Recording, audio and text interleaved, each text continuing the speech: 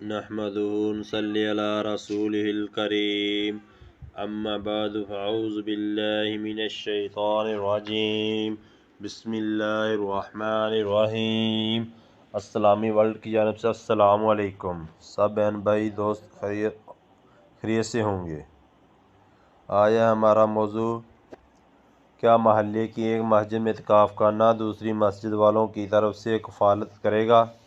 سوال: اگر ایک محلے میں 3 مسجدیں ہوں تو کیا تینوں میں اعتکاف بیٹھنا ضروری ہے؟ جب صرف ایک میں ہی کوئی بھی بیٹھ جاتا ہے تو باقی 2 مسجدوں میں کوئی بھی نہ بیٹھے تو کیا سب گناہ گار ہوں گے؟ باقی 2 مسجدوں کی پڑوس یا نہیں؟ جواب: واضح رہے کہ کسی علاقے یا محلے کی صرف ایک مسجد میں اعتکاف کرنے سے پورا علاقے والوں کی طرف سے سنت کفایہ ادا نہیں ہوگی، بلکہ جس طرح محلے کی ہر مسجد میں تراویح کی جماعت قائم کرنا سنت کفایہ ہے، اسی طرح ہر مسجد میں اعتکاف کے لیے بیٹھنا بھی سنت کفایہ ہے۔ لہٰذا اگر کسی مسجد والے اعتکاف نہیں کریں گے وہ تو گناہ گار ہوں گے۔